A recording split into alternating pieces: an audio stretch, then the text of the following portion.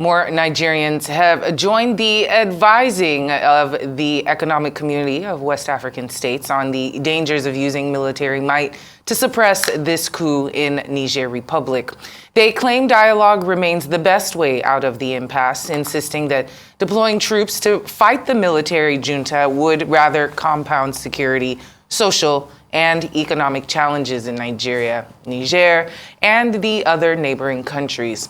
ECOWAS had last week issued a 7-day ultimatum to the Niger junta to return power to deposed President Mahmoud Bazoum, or it would deploy military force. A social political activist, Mahdi Shehu, joins us now to discuss the mounting opposition from the north to ECOWAS using force in Niger and how best to handle the crisis in the West African country. Good afternoon. Great to have you on Arise News. Thanks for joining us. Good afternoon. So, Mr. Shehu, we have seen over the course of time, historically speaking, the results of invasions or foreign powers helping out other sovereign nations in order to solve their own regional issues. Libya and Iraq are just two of those examples, and it ended quite devastatingly. What do you see as the most reasonable way to handle the situation as it is right now? We do know that there's going to be a meeting of ECOWAS on Thursday, this emergency meeting. We know the deadline has passed. What are the options here? Well, I think the first option is if only ECOWAS had become prisoners of history, they would have acted differently. A prisoner of history is that person who learns lessons from history. If only they recall what happened in Iraq, what happened in Bosnia Herzegovina, what happened in Somalia, what happened in Libya, in Afghanistan, and the devastating effect of interference into the internal affairs of a country, they would have acted differently. Rather than being prisoners of history, they opted to become prisoners of geography, where they feel they can look at a map, dissect that map, and cherry pick. ECOWAS cherry-picked and made Niger Republic a victim. Rather than looking at the other countries, there are 4 or 5 other countries that are under military rule now. When they took over their countries, ECOWAS was not in slumber. They were not sleeping. They were well alive and active. They looked away because there was no clear vested interest around to protect. But with Niger, America is visibly interested.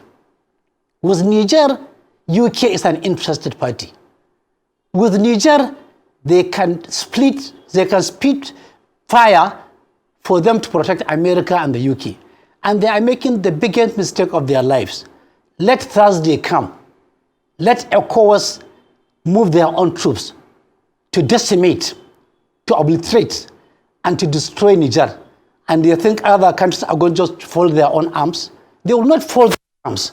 They are going to fight back. And they are underrating the war in the manner a camel underrates scorpion.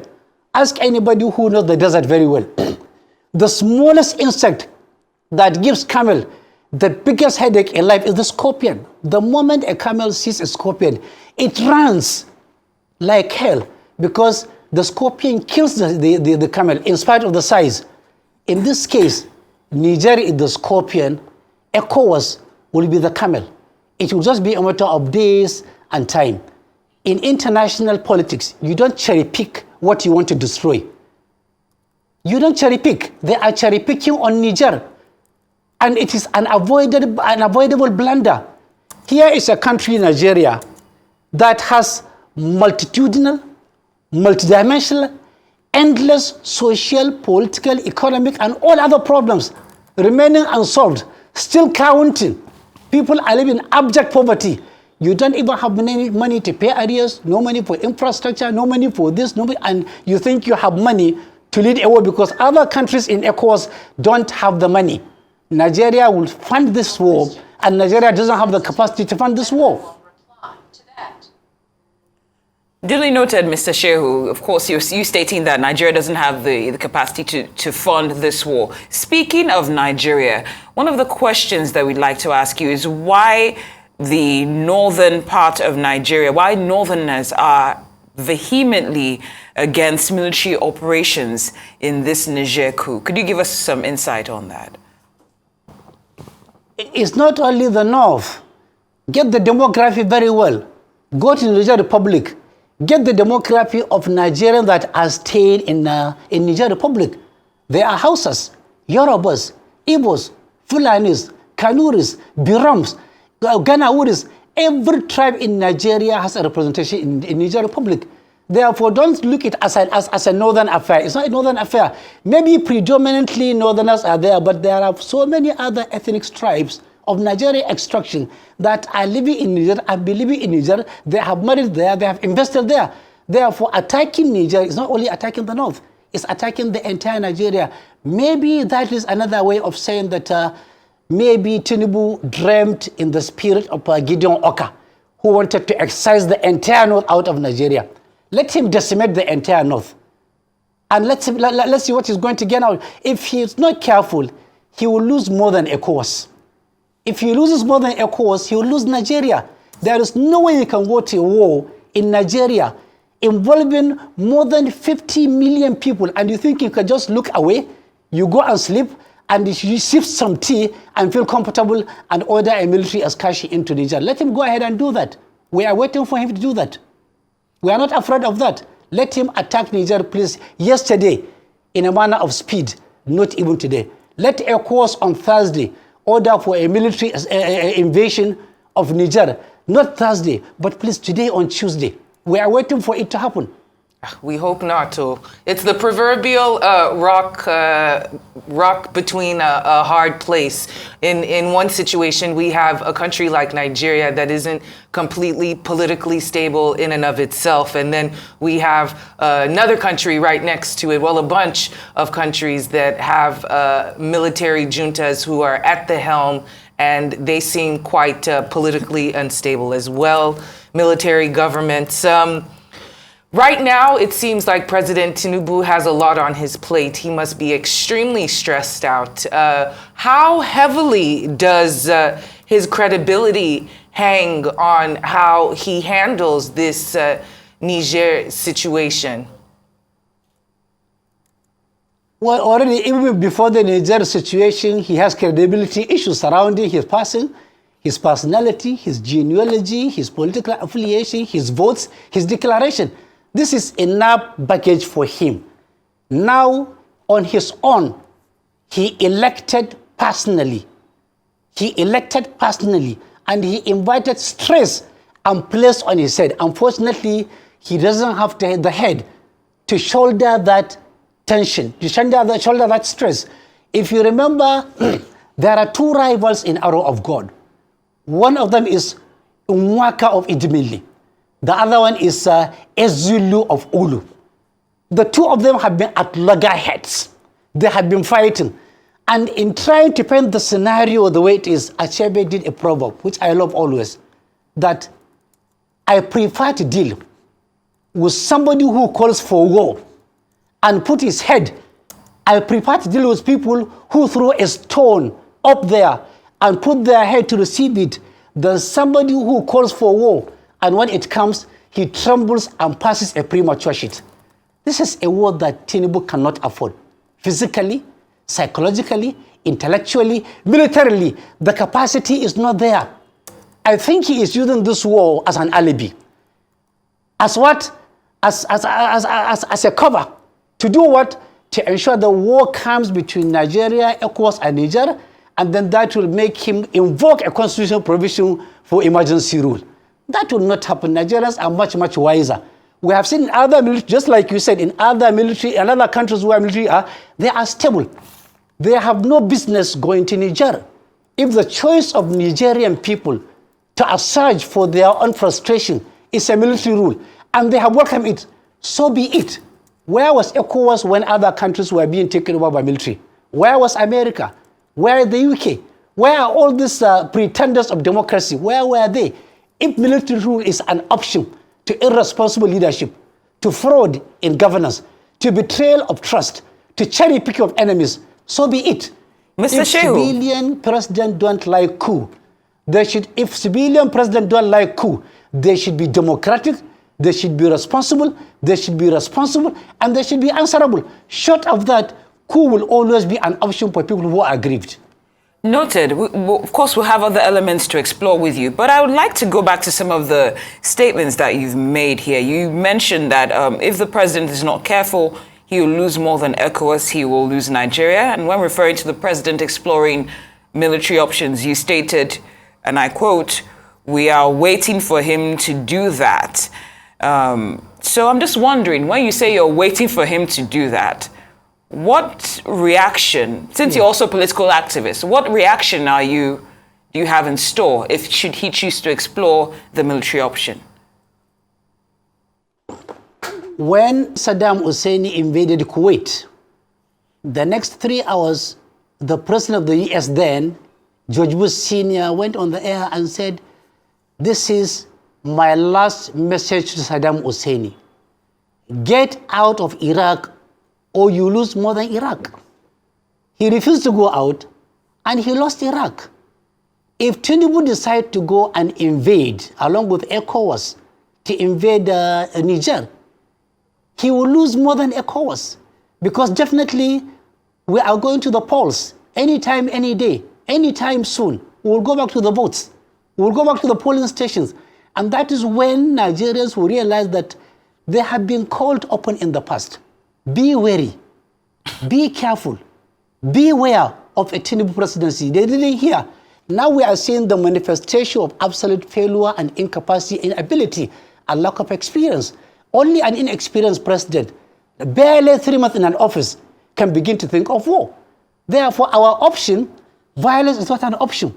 Our options are always, under democracy, our voters' card, our voices, our communication, our resolve to work in team and ensure that people who are bloodthirsty, who cannot go to the blood bank and get a blood, rather they want a fresh blood, will not govern Nigeria, will not preside over Nigeria, and will not continue to decide the fate of Nigerians. Already it's a country where everybody is on his own, everybody for himself, survival of the fittest. The devil take the hindmost. People are angry, they are hungry. Businesses have been crippled. Relationships have been destroyed.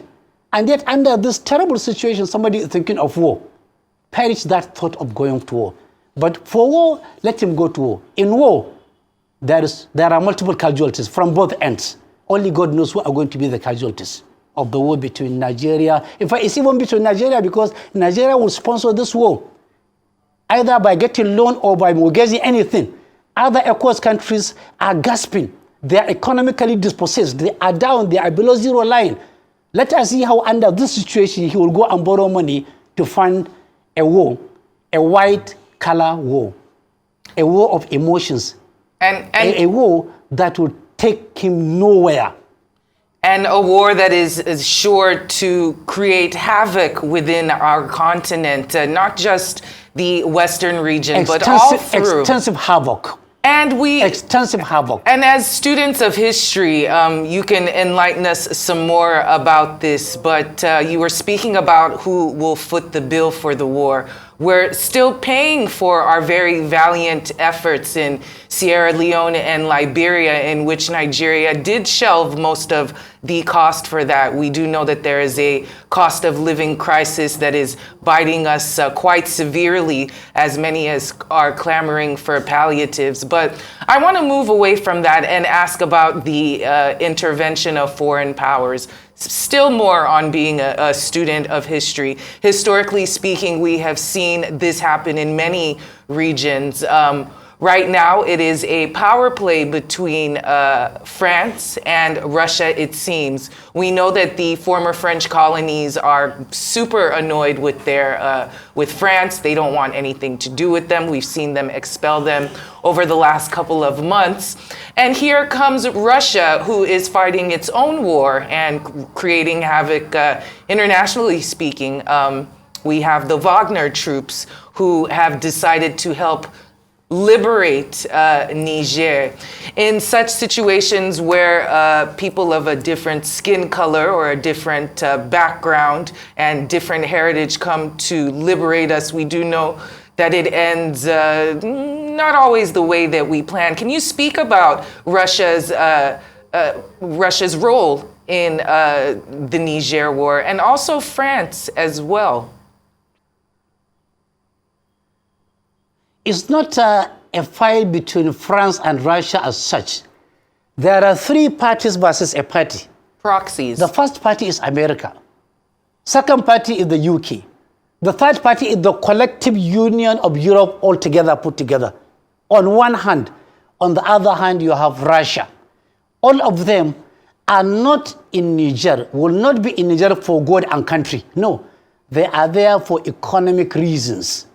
America, Europe, and France are feeling the pain of the dominance of Russia in their energy requirements.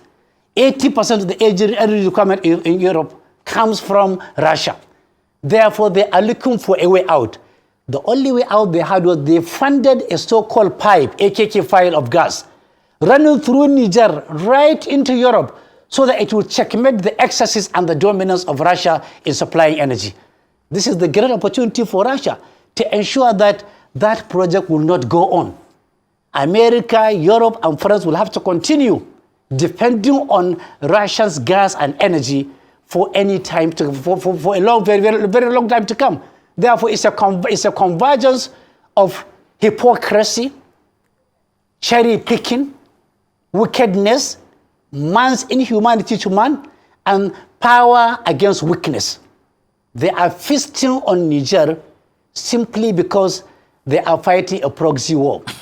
Niger is inconsequential if there was no uranium in Niger.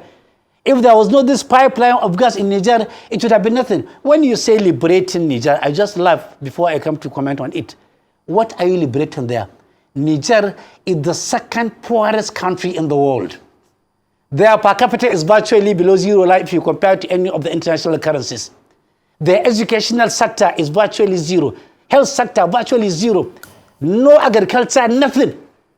They have not been liberated of hunger, of starvation, of backwardness, of ignorance, of environmental challenge. They are coming to liberate them, to liberate their own uranium. They are coming to destroy them. They are coming to annihilate them. They are coming to exterminate them. They are coming to obliterate them simply because of man's inhumanity to man. They have refused to learn a lesson in Afghanistan. After decades of war, they ran out. America has forgotten how it went. It's a small country, Somalia. During Mohammed Farah ID, during those presidents, they went into Somalia and they ran out. Their militaries were being dragged in the city of Somalia. Have they forgotten about that? Mr. Have they forgotten how they created millions of orphans in Iraq, in Iran, in Syria? Mr. Shehu, apologies for interrupting, but we do have 3 minutes with you. I'd like to give you the opportunity to give us your what you think the solution and the way forward best approach would be regarding this situation, please. The solution is that ECOWAS, through its own chairman, Bola Ahmed Tinubu, should look inwards. They should retract. They are already at war with Niger. They have cut up light, closed all borders, placed all other embargoes on them, air, sea, land embargo. This is clinically war. It's a clinical war. Clearly, a war is already happening in Niger. ECOWAS and Tinubu should look back, look inwards, retract, become prisoners of history, avoid being prisoners of geography, think wisely, act wisely, behave wisely before it is too little too late. Otherwise, this will be the end of ECOWAS. There are already 9 countries that will willingly opt out of ECOWAS. And if 9 countries go out of ECOWAS, what will remain of ECOWAS will be the dream of daydreamers, the pain of the painful, and the stupidity of the stupid will be the only thing remaining. But just since ECOWAS is relatively divided on this, quickly, do you think the AU should be the one doing the mediation at this point in time? Briefly, please. AU are also an appendix. There is a clear, direct, indirect, tangential, and linear relationship between AU and ECOWAS. They will do nothing different from ECOWAS. There is nothing like what are you mediating? It's laughable when you send the Sultan of Sokoto, a retired brigadier general, Abdusalam Abubakar, a former military, all of them beneficiaries of a coup, to go and negotiate with coup plotters. It's really laughable. It's ironical. And it shows how daft some people are in policy formulation and execution. Well, Mahdi Shehu, thank you for joining us this afternoon. Thank you for the conversation. And we can only watch as the situation continues. Thank you so much for joining us on Newsday.